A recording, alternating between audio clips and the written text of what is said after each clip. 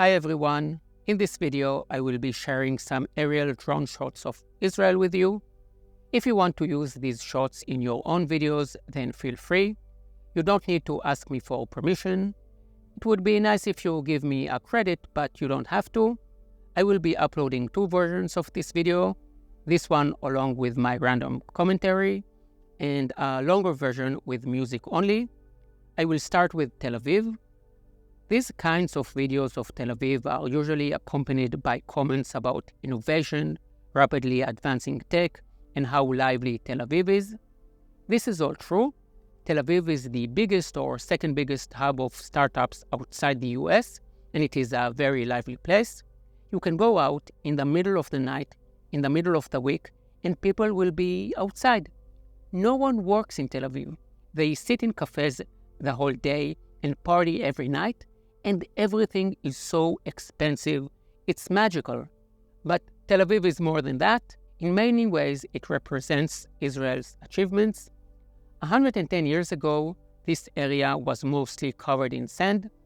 In 1906, 3 years before the establishment of Tel Aviv, Akiva Weiss, who was the founding father of the city, said, "As Tel Aviv is the gate to the US, so shall Tel Aviv be the gate of Israel." And he was right. In less than 100 years, Tel Aviv had become the economic and cultural center of Israel. In 1948, the State of Israel was declared in the house of Meir Dizengoff, the first mayor of the city. The ancient port city of Jaffa is today part of Tel Aviv, but it has a long and very interesting history. One of the most important sites is this church, which marks the separation between Judaism and Christianity. My next video will probably be about this church, so if you find it interesting, then subscribe and hit the bell so that you will be notified when I publish it. And from one church to many others, let's move up north to the northern part of the Sea of Galilee and find them. The reason there are so many churches here is that this area is where Jesus spent most of his ministry. From the time he was baptized to the last week of his life in Jerusalem, his disciples came from around here, and according to the New Testament, half of the miracles Jesus performed was centered around the Sea of Galilee. I like to talk about the connection between the Jewish Bible and the New Testament, but there is no connection here. The Jewish Bible is centered around agriculture. The importance of the sea, the fish, the fishermen in the Galilee is unique to the New Testament. As a guide, I can say that Jerusalem can get to be a little bit too much. And this is actually where followers of Jesus can better connect to biblical events. At many of the sites, you will find a great combination of views and archaeology, like here in Capernaum, where you have a modern church hovering above an ancient church and an ancient synagogue right next to it.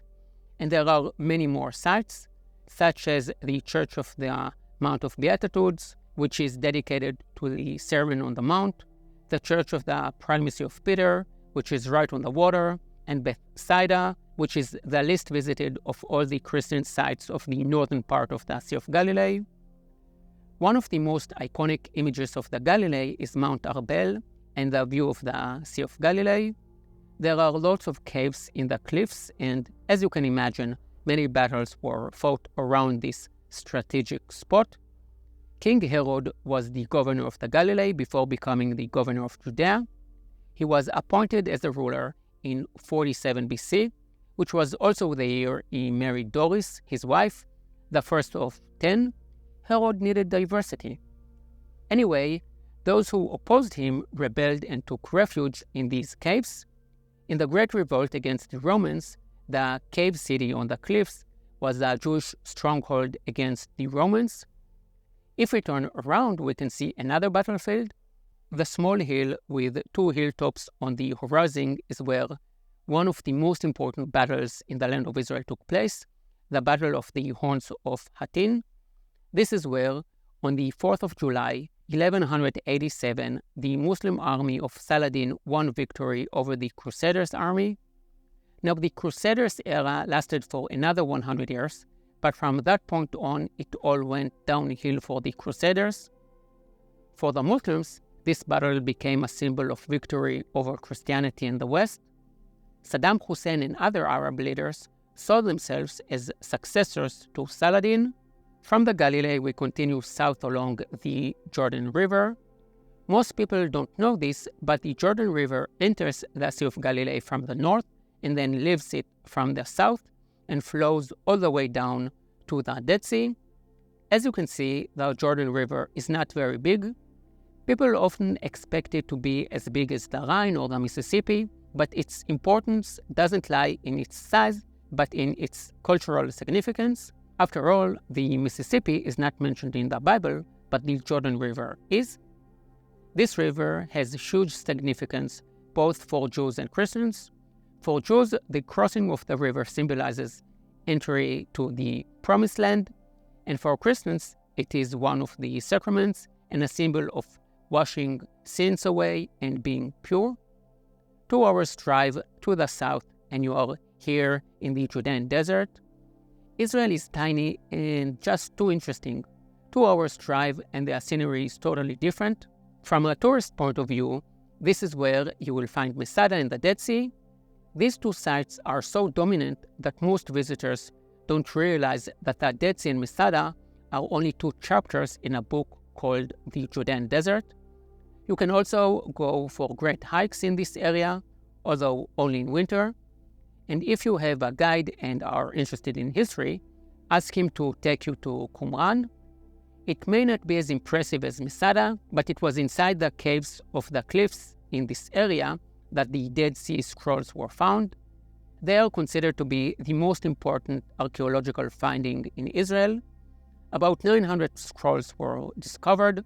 1/3 are from the Bible and another third are external texts. The remainder are manuscripts relating to a sect of high priests who lived in a community and were preparing for the war of the Son of Lights against the Sons of Darkness. They were all killed by the Romans in the Great Revolt, but a lot of the questions still surround this group. The war they were waiting for didn't come, but the disaster zone did. As you drive close to En-Gedi, you will see the result of the sinkholes that have increased due to the Dead Sea going down more than a meter or around 4 feet every year. What you see here looks like it was abandoned 50 years ago, but it was actually all still in use at the beginning of the 2000s. The last area I want to show you is the Negev Desert. The Negev area covers half of Israel, yet only 5% of tourists visit it. I hope to make more videos about this area, as I think it is the place for a perfect winter vacation, especially if you live in Europe, where there is no desert and the winters are cold. The Negev Desert is safe and easy to travel in, and very interesting. I am mulling over an idea I have, one of many, which is to cooperate with a friend of mine who rents out camping equipment. I can make a digital tour showing all the free camping sites and hikes, and he can take care of all the logistics. Anyway, this is the area of the Tzin Valley, which is 2 hours drive south of Jerusalem and Tel Aviv. After driving south for 40 minutes, you get to Mitzpe Ramon and the Ramon crater, or as we say, Machtesh Ramon. Mitzpe Ramon is right on the edge of the Machtesh, and it can make for a great place to sleep. I like the vibe of Mitzpe. Although it is small, you have all kinds of accommodations, from cheap to luxury, as well as many different activities, such as bike tours, jeep tours, hiking, and more. From the Machtesh, you drive about an hour south through an area that is the Army's firing zone, and only once you are closer to Eilat do you have places to visit. Contrary to what most people think, Wisconsin and the Eilat Mountains don't have all that much in common.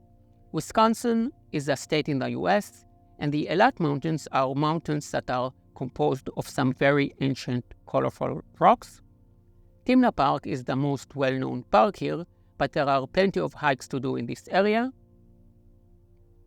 That's it. I hope you enjoyed this video. If you've watched it up to here, you probably have enjoyed it, so please let the YouTube algorithm know by clicking the like button and subscribing for more videos. See you in the next one. Yalla bye.